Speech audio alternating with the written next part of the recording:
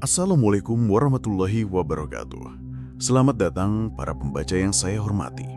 Pada kesempatan kali ini, saya akan membagikan sebuah kisah nyata yang penuh dengan teror dan misteri. Cerita ini datang dari seorang mahasiswa yang bekerja di sebuah warnet tua dan harus menghadapi gangguan dari makhluk tak kasat mata. Bukan hanya sekedar cerita seram, tapi kisah ini juga menjadi pengingat bagi kita semua untuk selalu waspada. Karena kadang yang mereka cari hanyalah tempat untuk tinggal.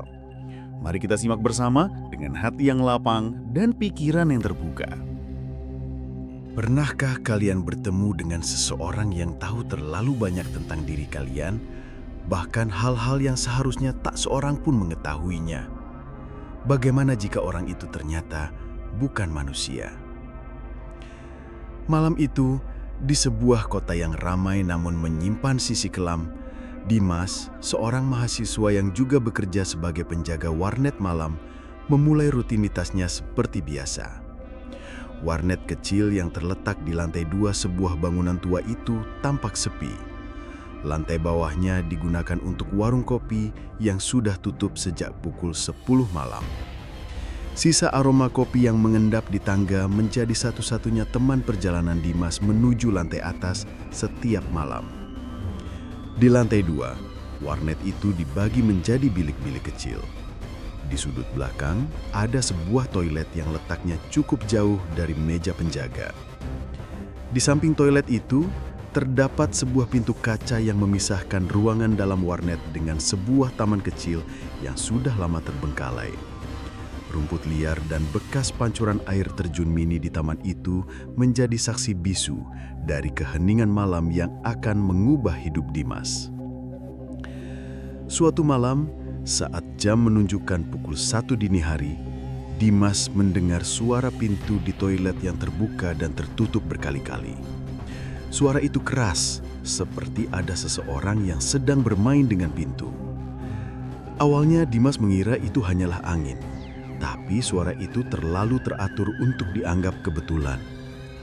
Tak lama kemudian, seorang pelanggan mendekati Dimas dan berkata dengan wajah ketakutan, "Mas, dari tadi saya lihat ada perempuan tinggi mondar-mandir di situ. Mukanya rusak, Mas. Saya juga dengar suara pintu dibanting-banting." Dimas terdiam. Ia hanya tersenyum kaku, pura-pura biasa. Ia tak ingin membuat pelanggan itu semakin takut. Setelah pelanggan itu pergi, Dimas mematikan komputer, membereskan meja, dan pulang dengan kepala penuh tanya. Namun, malam itu hanyalah awal dari semuanya.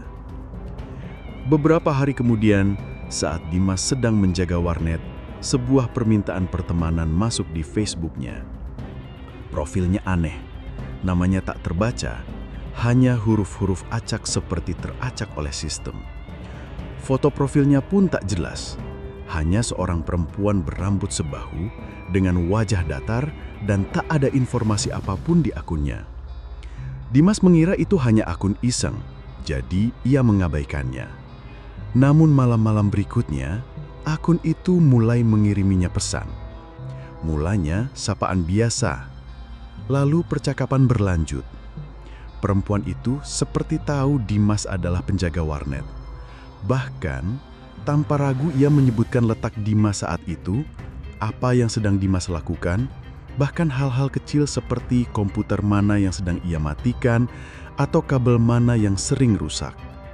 Yang membuat bulu kuduk Dimas berdiri adalah saat perempuan itu berkata pelan melalui telepon, "Mas, sekarang kamu berdiri di dekat pintu kaca kan? Di sebelah kirimu ada dia. Perempuan tinggi, wajahnya hancur. Dia selalu di situ. Tapi gak usah takut, aku temenin kamu." Bagaimana mungkin seseorang yang bahkan belum pernah Dimas temui bisa tahu sedetail itu? Bagaimana mungkin perempuan di balik telepon itu tahu setiap langkah Dimas, tahu kapan temannya ada di bawah warung kopi, tahu lampu toilet yang lupa dimatikan? Siapa dia sebenarnya? Dan yang lebih mengerikan, mengapa setiap malam perempuan itu selalu menelpon pada jam yang sama? Mengapa ketika nomor itu dicoba dihubungi oleh teman-teman Dimas, nomor itu tidak terdaftar? Malam-malam Dimas berubah menjadi teror yang tak berhusudan. Suara perempuan itu, tawa kecilnya yang selalu terdengar usai setiap kalimat, seperti bayangan yang terus mengikuti Dimas. Sampai pada suatu malam ketika Dimas pulang melalui gang sempit menuju rumahnya, dari kaca spion motornya, ia melihat sosok perempuan itu duduk di boncengan belakangnya. Tinggi, rambut berantakan, dan wajahnya hancur. Malam itu, Dimas akhirnya menyadari, mungkin ia tidak pernah benar-benar sendirian. Dimas adalah seorang mahasiswa tingkat akhir yang hidup sederhana di kota yang tidak terlalu besar. Sebut saja kota itu bernama Kota Asta. Sehari-harinya, ia menghabiskan waktu untuk kuliah di pagi hingga siang dan malamnya bekerja paruh waktu sebagai penjaga warnet. Hidup di perantauan membuat Dimas terbiasa dengan kesendirian. Ia tinggal di sebuah kamar kontrakan kecil di gang sempit yang cukup jauh dari pusat kota. Namun baginya, kesunyian itu justru menjadi teman yang menenangkan setelah seharian disibukkan dengan kuliah dan pekerjaan. Warnet tempat Dimas bekerja terletak di lantai 2 sebuah bangunan tua. Bangunan itu memang sudah lama tidak diperbaiki. Cat dindingnya mengelupas dan kayu tangga mulai rapuh dimakan usia. Lantai 1 digunakan untuk warung kopi yang selalu ramai di sore hingga malam, tapi akan tutup sekitar pukul 10 malam. Setelah itu, hanya Dimas yang tersisa di lantai atas menjaga warnet sendirian hingga larut.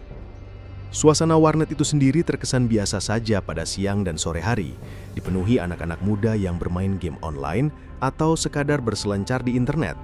Namun ketika malam mulai larut, suasana berubah drastis. Warnet yang tadinya ramai menjadi sunyi. Suara ketikan keyboard, dengungan komputer, dan angin malam yang masuk dari jendela menjadi satu-satunya suara yang menemani Dimas bekerja. Di bagian belakang warnet ada sebuah toilet yang letaknya cukup jauh dari meja penjaga. Jalan menuju toilet harus melewati lorong panjang yang agak remang. Dan di sisi kiri lorong itu ada pintu kaca yang menghadap ke taman kecil yang sudah terbengkalai. Taman itu seperti bekas hiasan air terjun mini, tapi sudah lama tak terurus. Lumut-lumut memenuhi batu-batu kecil dan tanaman liar tumbuh tak beraturan di sudut-sudutnya. Meski tampak biasa, entah mengapa Dimas selalu merasa tidak nyaman setiap melewati lorong itu, apalagi ketika ia harus mematikan komputer di bilik terakhir dekat toilet. Dimas sebenarnya sudah terbiasa bekerja malam. Ia bukan orang yang mudah takut. Justru ia menikmati kesunyian di warnet saat semua orang telah pulang. Ia bisa menghabiskan waktu berselancar di internet, menonton video, atau sekadar mendengarkan musik. Namun sejak malam itu, malam ketika seorang pelanggan memberitahu bahwa ia melihat sosok perempuan berwajah hancur mondar-mandir di dalam warnet, hidup Dimas perlahan berubah. Kehadiran sosok perempuan misterius itu seperti membuka pintu menuju serangkaian kejadian aneh yang belum pernah ia alami sebelumnya. Dan semuanya semakin rumit ketika seorang perempuan tak dikenal tiba-tiba mengiriminya pesan lewat Facebook. Perempuan itu tahu segalanya, tahu apa yang sedang ia lakukan, bahkan tahu kejadian-kejadian kecil yang terjadi di warnet secara detail. Awalnya Dimas mencoba menganggap semua itu kebetulan, atau mungkin ada orang iseng yang mengamatinya dari kejauhan. Tapi semakin lama, perempuan itu semakin menunjukkan bahwa ia mengetahui hal-hal yang bahkan tak mungkin bisa dilihat oleh mata manusia biasa. Perempuan itu tahu komputer mana yang sering rusak. Ia tahu kapan Dimas lupa mematikan lampu toilet. Ia tahu saat Dimas sedang berdiri di dekat pintu kaca. Ia bahkan tahu saat ada teman Dimas yang menunggu di bawah, duduk di atas motor sambil merokok. Padahal warung kopi di lantai bawah sudah tutup dan suasana sekitar benar-benar sepi. Yang membuat semua ini lebih mengerikan, ketika nomor telepon perempuan itu dicoba dihubungi oleh teman-teman Dimas, ternyata nomor itu tidak terdaftar. Dan saat akun Facebook perempuan itu dicari, profil tersebut seolah-olah menghilang begitu saja. Setiap malam, Dimas berusaha menenangkan dirinya, mencoba berpikir logis, berusaha membuktikan bahwa semua ini hanya permainan pikiran, hanya ilusi yang dibuat oleh kelelahan. Tapi semakin hari semakin sulit mengingkari kenyataan, terutama ketika perempuan itu terus-menerus menghubunginya, selalu pada jam yang sama, selalu pada saat warnet sudah mulai sepi. Dimas adalah sosok yang sederhana, ia tidak pernah mencari perkara dengan hal-hal gaib. Ia hanya seorang penjaga warnet yang ingin menyelesaikan kuliah dan bekerja untuk memenuhi kebutuhannya sendiri. Namun, malam-malam yang ia jalani di warnet itu perlahan menggeser batas antara kenyataan dan dunia yang tak kasat mata. Perempuan itu tahu di mana Dimas berada. Perempuan itu tahu setiap gerak-geriknya. Dan sekarang, Dimas harus mencari jawaban. Siapa perempuan itu? Mengapa ia selalu mengawasi? Dan apakah semua ini hanya kebetulan? Atau ada sesuatu yang jauh lebih gelap yang sedang mengintainya? Malam itu, segalanya berubah. Apa yang sebelumnya hanya dianggap Dimas sebagai gangguan kecil dan mungkin kebetulan, perlahan menunjukkan sisi yang jauh lebih mengerikan. Malam itu adalah titik di mana hidup Dimas tak pernah kembali seperti semula. Seperti biasa, Dimas bekerja menjaga warnet. Malam itu terasa seperti malam-malam sebelumnya. Sepi, dingin, dan sunyi. Ia menghabiskan waktu dengan menonton video di YouTube sambil memantau pelanggan yang tersisa. Jam menunjukkan pukul 1 dini hari. Hanya tinggal satu pelanggan yang masih sibuk di bilik warnet, dan Dimas bersiap menunggu sampai orang itu selesai. Dimas tak lagi terkejut dengan suara pintu toilet yang kerap terbuka dan tertutup sendiri. Ia sudah terbiasa mendengarnya. Bahkan suara langkah yang sesekali terdengar di lorong menuju pintu kaca sudah dianggapnya sebagai bagian dari suasana mencekam warnet itu. Tapi malam itu berbeda. Ketika pelanggan terakhir menghampirinya dan berkata, "Mas, saya dari tadi lihat cewek tinggi mundar-mandir. Mukanya hancur, Mas. Serem banget, saya dengar pintu dibanting-banting juga." Dimas hanya mengangguk pelan dan tersenyum kaku seperti biasa. Ia tak ingin membuat pelanggan itu semakin takut. Setelah pelanggan itu pergi dan Dimas mematikan komputer, ia merasa dadanya mulai sesak. Entah kenapa malam itu terasa lebih berat. Mungkin karena pelanggan tadi menyebutkan sosok perempuan itu secara jelas. Mungkin selama ini Dimas menolak untuk mempercayai, tapi malam itu ia mulai goyah. Beberapa hari berlalu, dan pada suatu malam yang tenang, Dimas menerima permintaan pertemanan di Facebook dari akun aneh. Profilnya kosong, nama yang tertera tak bisa dibaca, hanya rangkaian huruf tak beraturan. Foto profilnya menampilkan seorang perempuan berambut sebahu dengan ekspresi datar, tanpa keterangan apapun di akunnya. Awalnya Dimas mengira itu hanya akun iseng, jadi ia mengabaikan. Namun keesokan malamnya, akun itu mengirim pesan. "Malam Mas, apa kabar?" Pesan sederhana itu menjadi awal dari semua teror yang akan menghancurkan ketenangan Dimas. Perempuan itu seperti sudah tahu siapa Dimas. Ia tahu Dimas adalah penjaga warnet. Ia tahu di mana Dimas berdiri. Ia bahkan tahu komputer mana yang sedang Dimas matikan. Obrolan yang semula terasa biasa perlahan berubah menjadi percakapan yang membekukan darah. Saat Dimas sedang berjalan menuju toilet untuk mematikan lampu, perempuan itu tiba-tiba berkata melalui telepon, "Mas, berhenti dulu. Di sebelah kirimu itu ada pintu kaca kan? Di situ ada dia, cewek tinggi, mukanya rusak. Dia sering di situ." Dimas langsung berhenti. Hatinya berdebar kencang. Ia menoleh perlahan ke arah pintu kaca, tapi tak ada apa-apa. "Tenang Mas, aku temenin. Jalan terus aja," kata suara di telepon disertai tawa kecil yang samar. Dimas mencoba menenangkan diri, tapi kejadian malam itu membekas dalam pikirannya. Apalagi setelah perempuan itu dengan santai berkata, "Komputer yang kamu matikan tadi sering rusak kan? Kabelnya sering copot sendiri." Dimas terkejut. Itu memang benar. Komputer itu sering bermasalah dan tak ada yang tahu selain pegawai di warnet. Malam-malam berikutnya telepon dari perempuan itu selalu datang di jam yang sama, sekitar pukul 11:30 malam, selalu ketika warnet mulai sepi dan Dimas bersiap menutup tempat itu. Perempuan itu selalu tahu di mana Dimas berada, apa yang ia lakukan, bahkan siapa yang ada di sekitarnya. Suatu malam Dimas sedang membereskan warnet dan hendak mematikan lampu toilet. Ia lupa dan perempuan itu mengingatkannya lewat telepon. "Mas, lampu toiletnya belum dimatiin." Dimas membeku. Bagaimana mungkin perempuan ini tahu? Bahkan ia belum sadar kalau lampu toilet masih menyala. Ia bergegas mematikannya sambil mencoba mencari jawaban. "Mbak, kamu ini siapa sih? Kok kamu tahu semua tentang aku?" tanyanya dengan nada setengah bergetar. Perempuan itu hanya menjawab dengan tawa kecil. "Hehehe, aku tahu semuanya, Mas." Kegelisahan Dimas semakin memuncak ketika perempuan itu mulai membicarakan teman-teman Dimas. Ia tahu siapa yang sering datang, siapa yang menunggu di bawah. Bahkan tahu ada temannya yang sedang duduk di atas motor sambil merokok. Persis seperti yang dilihat Dimas saat ia turun ke lantai 1. Temannya, Budi, yang saat itu sedang menunggu di luar, tak tahu apa-apa. Dimas bahkan sempat bertanya, "Budi, kamu dari kapan di sini?"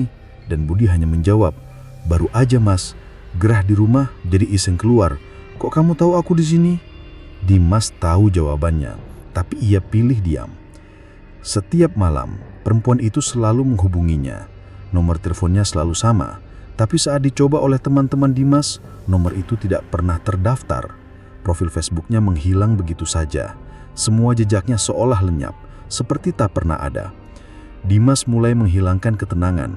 Ia mulai ragu untuk bekerja malam sendirian. Ia mulai dihantui ketakutan, bukan karena sosok perempuan yang dilihat oleh orang lain, tapi oleh perempuan yang selalu mengawasinya, yang tahu segalanya tentang dirinya, dan yang kini, entah dari mana, seolah-olah selalu berada di dekatnya. Dan ketika suatu malam Dimas pulang mengendarai motor melewati gang sepi menuju kontrakannya, ia melihat sesuatu di kaca spion. Sosok perempuan itu, tinggi, rambutnya berantakan, dan wajahnya rusak. Ia duduk membonceng tepat di belakang Dimas. Sejak saat itulah Dimas sadar dirinya telah terseret dalam sesuatu yang jauh lebih dalam dan menakutkan. Ia tidak hanya berurusan dengan gangguan di tempat kerja. Ia sedang diawasi, dibayangi, bahkan diikuti oleh sesuatu yang tak terlihat yang kini mulai mengacak-acak keseimbangan hidupnya. Sejak malam itu, Dimas tidak lagi bisa memandang pekerjaannya di warnet dengan cara yang sama. Gangguan yang ia anggap sepele perlahan berubah menjadi teror yang menghantui pikirannya setiap saat.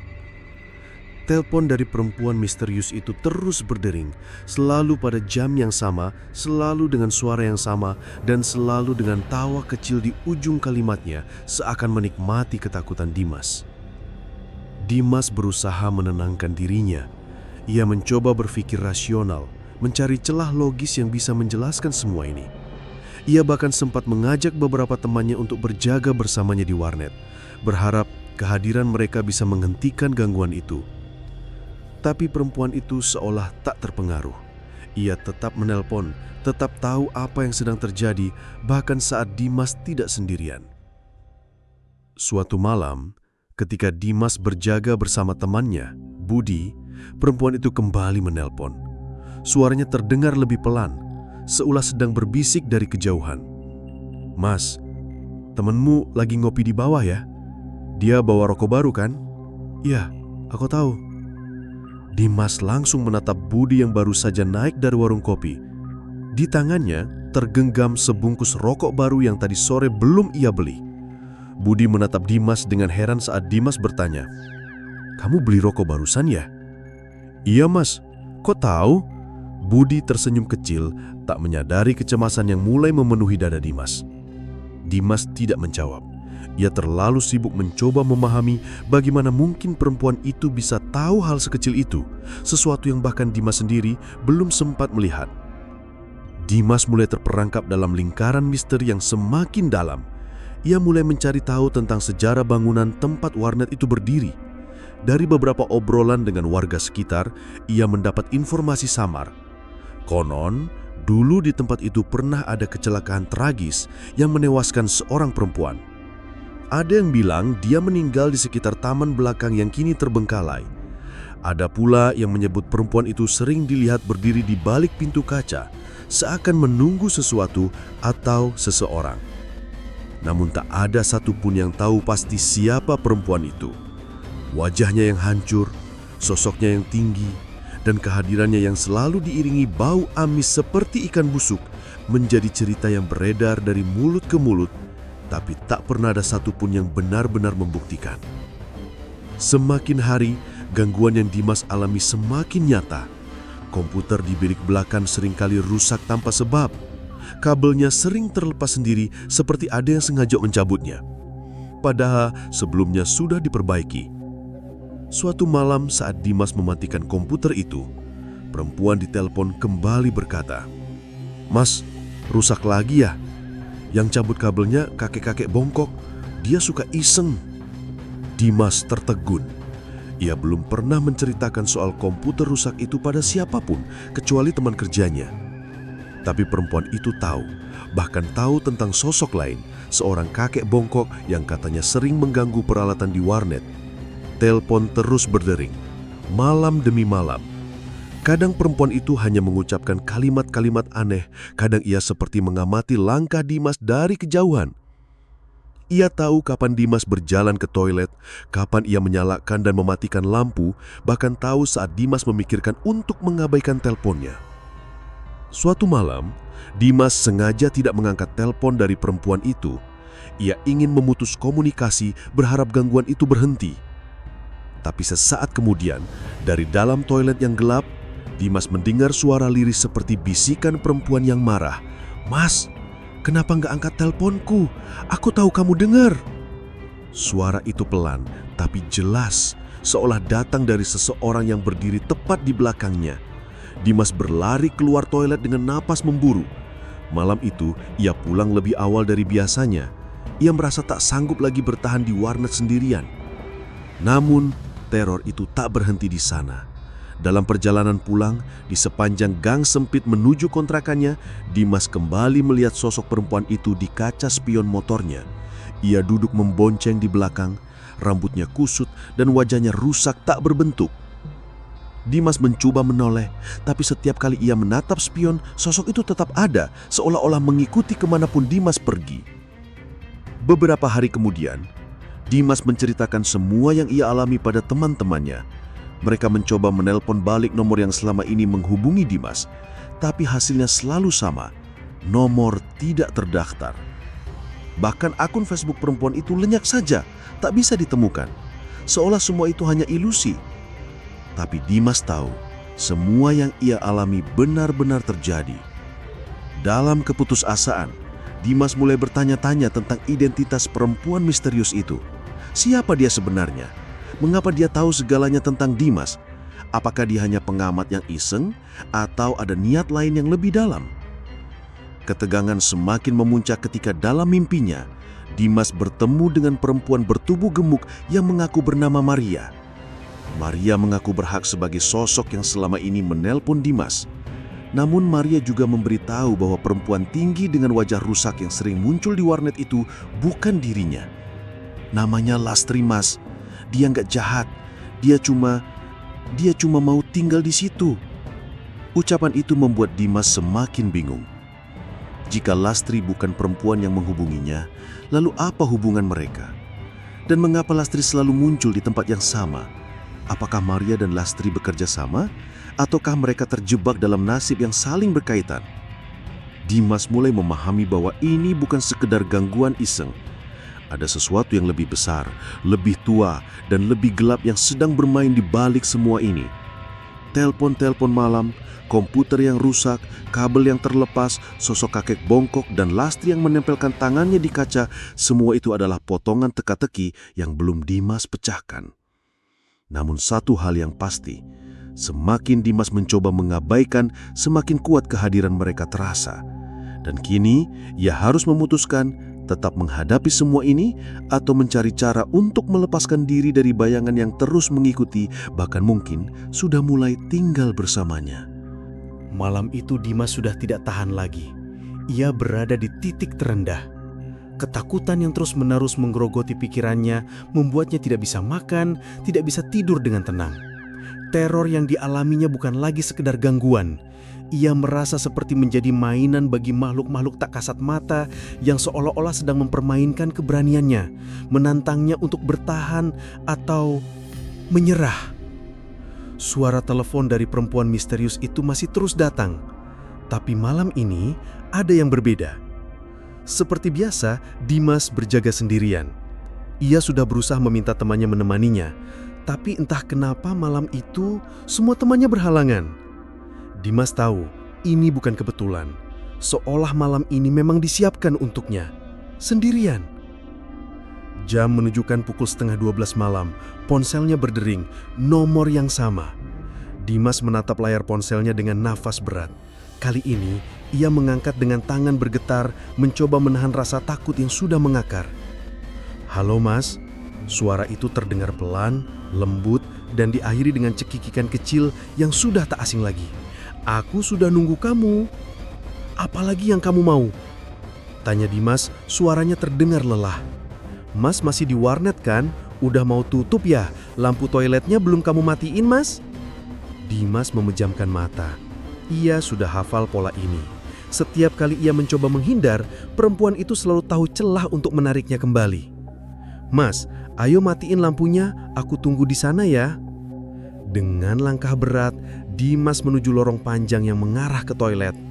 Setiap langkah terasa berat, seakan ada beban tak terlihat yang menekan tubuhnya. Ia berjalan melewati bilik-bilik warnet yang sudah kosong. Komputer di bilik terakhir, seperti biasa, kabelnya terlepas seolah-olah dicabut paksa. Dimas tidak peduli lagi. Yang ia pikirkan hanya ingin menyelesaikan semua ini. Malam ini juga. Saat ia melangkah melewati pintu kaca yang menghadap taman kecil, suara perempuan itu terdengar lagi di telepon. Kali ini lebih dekat, seolah berbisik di telinganya. "Mas, jangan lihat ke kanan ya, mbaknya lagi di situ. Jangan lihat, nanti dia marah." Jantung Dimas berdegup kencang, tangannya gemetar menggenggam ponsel. Ia mencoba menguatkan diri. "Sudah cukup," bisiknya pelan tapi penuh amarah. Namun, rasa penasarannya lebih kuat. Dimas perlahan menoleh ke kanan, ke arah pintu kaca. Di balik kaca itu berdiri seorang perempuan tinggi, tubuhnya kurus, rambutnya berantakan, dan wajahnya hancur. Kulit wajahnya mengelupas, matanya kosong, mulutnya robek lebar seolah sedang tersenyum. Tangannya menempel di kaca dan jari-jarinya yang kurus panjang seperti ingin meraih Dimas. Suara perempuan di telepon terdengar lagi. "Mas, kan aku bilang jangan lihat, sekarang dia marah." Dimas melangkah mundur, nafasnya tercekat. Perempuan di balik kaca itu mulai mengetuk kaca perlahan. Tok, tok, tok. Suara ketukannya lambat tapi memekakkan telinga Dimas. "Kenapa kamu terus menggangguku? Apa maumu?" Dimas berteriak, suaranya menggema di dalam warnet yang kosong. Perempuan di telepon tertawa pelan. "Mas, aku cuma mau temenan, tapi mbaknya, dia nggak suka kamu di sini. Dia nggak mau kamu pergi." Ketukan di kaca semakin cepat. Tok, tok, tok, tok, tok, tok, tok. Tiba-tiba, ketukan itu berhenti. Dimas membeku. Saat ia menoleh kembali, perempuan di balik kaca itu sudah tidak ada. Tapi suara di telepon berbisik, "Mas, dia di belakangmu, Mas." Dimas membalikkan badan dengan cepat. Di hadapannya berdiri sosok perempuan itu, sangat dekat. Rambutnya menutupi sebagian wajah, tapi mata hitamnya menatap tajam ke arah Dimas. Mulutnya perlahan terbuka, mengeluarkan suara lirih yang berkata, "Aku mau tinggal di sini, kamu nggak bisa mengusirku." Tanpa berpikir panjang, Dimas berlari ke arah meja utama, mengambil tasnya dan bergegas keluar dari warnet. Tapi langkahnya terhenti di tangga. Di bawah, dia melihat sesosok pria tua bungkuk berdiri membelakanginya, seperti menunggu. Suara di telepon terdengar lagi. "Mas, Taket itu yang suka cabutin kabel. Dia nggak suka kamu di sini." Dimas hampir putus asa, jalannya terhalang. Di atas, sosok perempuan itu mengikuti. Di bawah, sosok kakek misterius itu menunggu. Dimas terjebak, dia tidak tahu harus kemana. Ia hanya berdiri di tengah-tengah, menggenggam ponsel dengan erat. "Apa maumu dariku?" Dimas berteriak keras. Suara perempuan itu terdengar lembut di telepon. "Mas, kan aku sudah bilang, aku tinggal di lantai 2.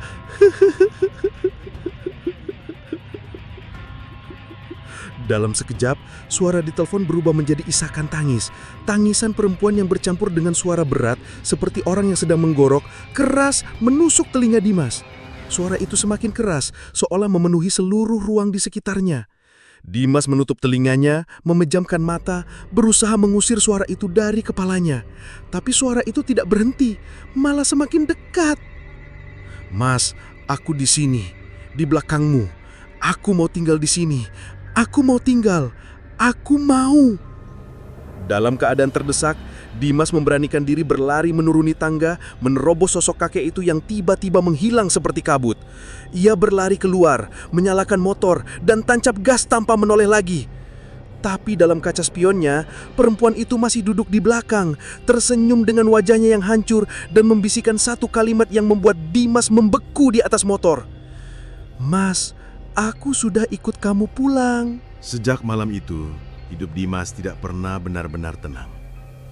Meskipun ia sudah meninggalkan pekerjaannya di warnet dan memutuskan untuk tidak pernah kembali, bayangan sosok perempuan berwajah hancur itu seakan masih membuntutinya.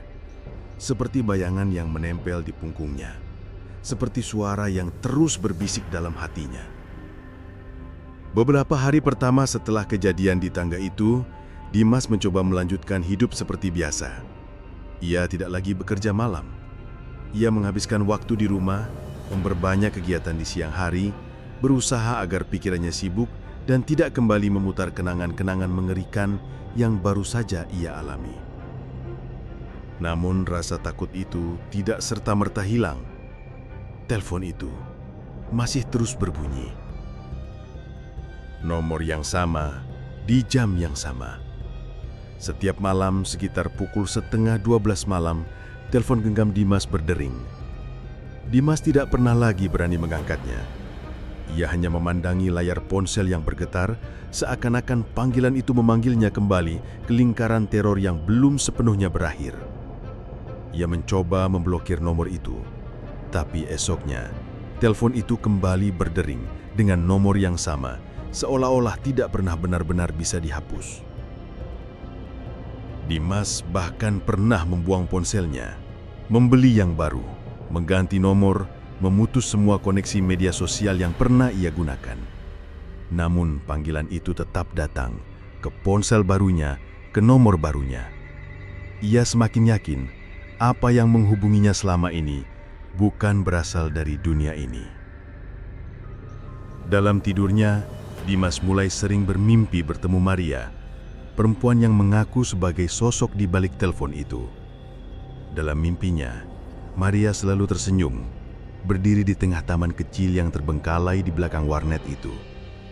Ia sering berkata, "Mas, aku ini baik. Aku cuma mau jadi teman." Namun yang membuat Dimas tidak bisa tenang adalah sosok Lastri, perempuan tinggi berwajah hancur itu, yang selalu duduk di sudut mimpi, selalu mengawasi, kadang menangis, kadang hanya dia memandangi Dimas dengan sorot mata kosong yang seakan menuntut sesuatu yang Dimas tidak mengerti. Dalam mimpi-mimpinya, Lastri sering berkata lirih, "Aku mau tinggal di sini. Aku nggak mau sendiri." Dimas mulai menyadari bahwa Lastri bukan sosok yang jahat. Ia hanyalah makhluk yang mungkin tersesat, makhluk yang mungkin sudah lama tidak punya tempat, dan Dimas tanpa sadar telah menjadi satu-satunya jalan baginya untuk tetap tinggal di dunia ini. Ia mencoba menghubungi orang pintar, mendatangi beberapa tempat yang katanya bisa mengusir makhluk halus. Namun setiap kali ia bercerita tentang perempuan tinggi berwajah rusak itu, jawaban mereka selalu menggantung, seolah apa yang dihadapi Dimas bukan sesuatu yang mudah untuk dipisahkan. Ada yang berkata, kalau dia sudah mengikuti dari warnet, kalau dia sudah tahu rumahmu, kalau dia sudah menghubungimu di mimpi, bisa jadi dia memang sudah menganggap kamu tempat tinggalnya. Kalimat itu menghantui Dimas selama berhari-hari. Ia mulai memahami bahwa Lastri mungkin tidak akan pernah benar-benar pergi. Ia telah melewati batas. Ia telah menoleh ke arah pintu kaca. Ia telah melanggar larangan yang selama ini diucapkan Maria. Suatu malam, Dimas memberanikan diri melakukan sesuatu yang belum pernah ia lakukan.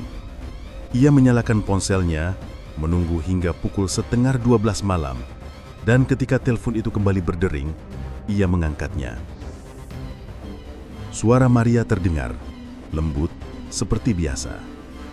"Mas, akhirnya kamu angkat juga." Dimas menelan ludah, mencoba menenangkan dirinya. "Apa kamu masih mau temenan?" Maria tertawa kecil. Aku kan dari dulu cuma mau temenan, Mas. Tapi mbaknya itu, Lastri, dia mau tinggal di situ. Dia nggak mau kamu usir. Dimas menarik nafas panjang. Kalau aku izinkan dia tinggal, apa dia akan berhenti menggangguku? Maria diam sebentar. Mungkin dia cuma mau tempat, Mas. Dia nggak mau sendiri. Dimas menutup matanya, lalu berkata, "Baik, tapi jangan ganggu aku lagi. Jangan ganggu orang-orang di sekitarku. Kalau dia mau tinggal, tinggal saja. Tapi jangan ikut aku kemana-mana."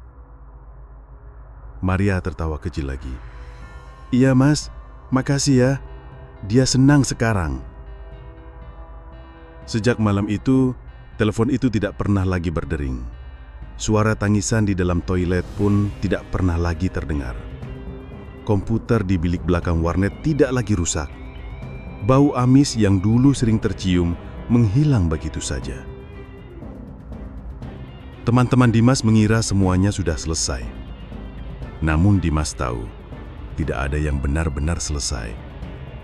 Dalam beberapa malam, Dimas masih sering bermimpi berada di warnet itu. Dalam mimpinya, ia sering melihat Lastri berdiri di balik pintu kaca, memandanginya dengan wajah rusak yang sudah mulai samar. Ia tidak lagi mengetuk kaca, ia hanya berdiri diam seolah telah menemukan tempatnya, seolah telah diterima. Dan Maria, dalam mimpinya, ia sering berdiri di sisi Dimas, tersenyum sambil berkata, "Kan aku bilang, Mas, aku tinggal di lantai 2. Kini Dimas tahu, kadang yang mereka inginkan bukan sekedar tempat. Kadang yang mereka butuhkan hanyalah diizinkan untuk tetap tinggal.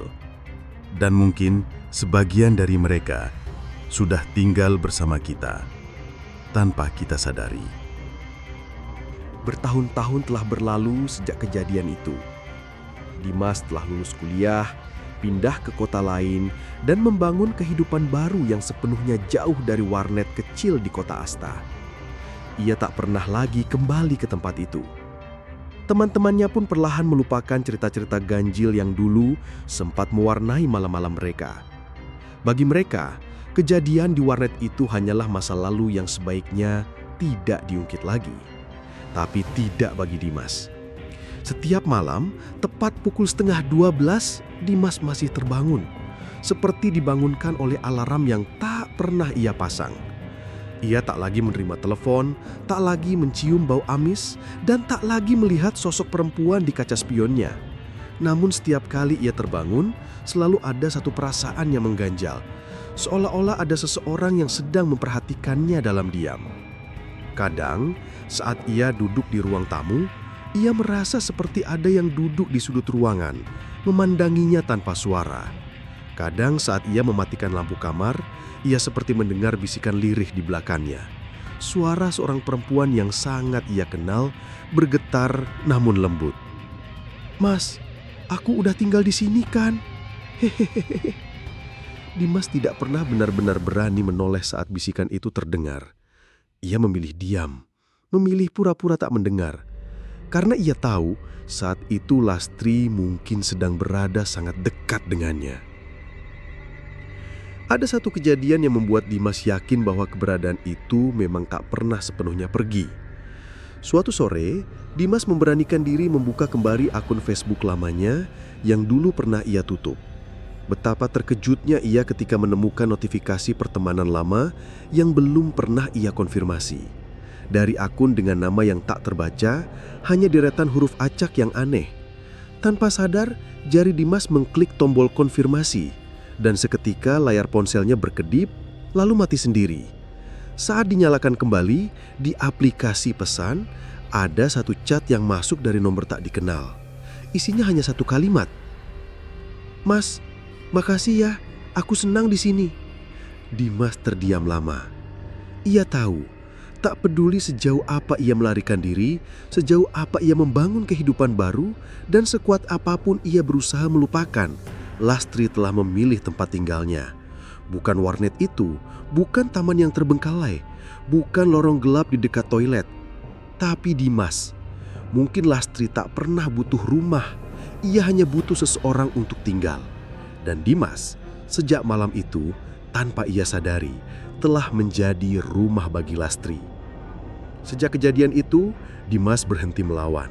Ia tidak lagi mengusir, tidak lagi mencari pertolongan. Ia menerima bahwa ada makhluk-makhluk yang kadang tidak ingin mengganggu, tidak ingin menakuti. Mereka hanya ingin ditemani. Hingga kini, ketika malam terlalu sunyi, ketika lampu sudah padam, dan Dimas sedang sendiri di kamarnya, ia sering merasakan hembusan angin yang pelan menyentuh lehernya dan bisikan yang selalu sama terdengar lirih di telinganya. "Mas, aku nggak sendiri kan?" Dan Dimas hanya tersenyum kecil.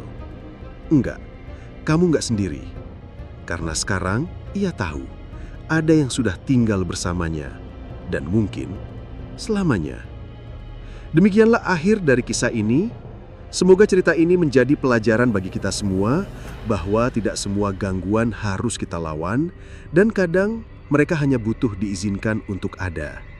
Jika suatu saat kalian mendengar suara aneh atau merasakan kehadiran yang tak terlihat, jangan buru-buru melarikan diri. Mungkin mereka hanya ingin berteman. Terima kasih sudah mengikuti cerita ini. Wassalamualaikum warahmatullahi wabarakatuh.